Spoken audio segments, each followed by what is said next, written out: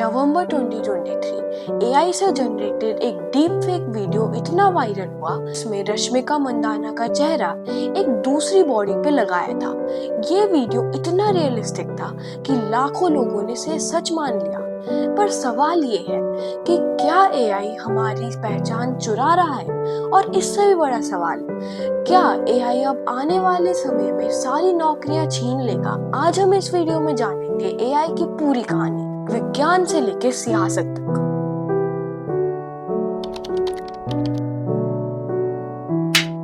AI की कहानी 1950 के कोल्ड वॉर में शुरू होती है, जब अमेरिका और यूएसएसआर दोनों ही चाहते थे कि मशीन इंसानों की तरह सोचे। लेकिन 1997 तक एआई सिर्फ चेस जीतने तक ही सीमित था।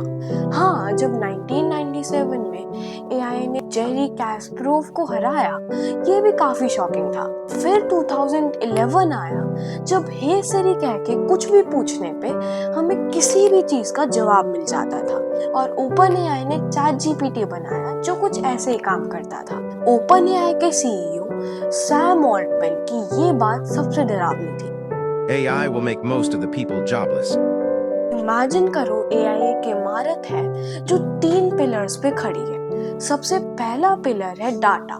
जितना ज्यादा डाटा एआई के पास होगा, उतना ही ज्यादा अच्छा एआई परफॉर्म कर पाएगा। 2023 की रिपोर्ट के मुताबिक इंडिया के 40% से ज्यादा नौकरियां खतरे में हैं, जैसे कॉल सेंटर। आजकल एआई ग्राहकों को ज्यादा अच्छे से प्रोडक्ट बेच सकता है इंसानों के कंपैरिजन में।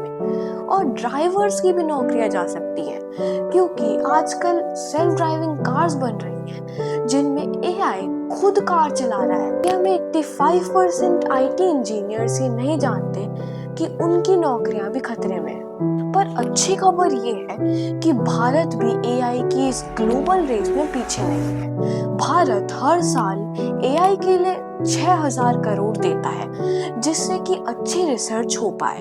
और इंडिया में हर दिन 2000 से ज्यादा एआई कंपनीज लॉन्च होती हैं। पर दुख की बात ये है कि इंडिया के 70% से ज्यादा गांव में इंटरनेट ही नहीं है, तो एआई की तो बात भी दूर है। और आईआईटीज के बाहर एआई को सीखने का कोई रिलायबल रास्ता नहीं है। एआई हमारा फ्यूचर है, तो हमें एआई के साथ एडजस्ट तो करना होगा। अब ऐसे टाइम पे मैं आपको 3 चीजें बताऊंगा जो आपको करनी है। सबसे पहला, अपस्किल।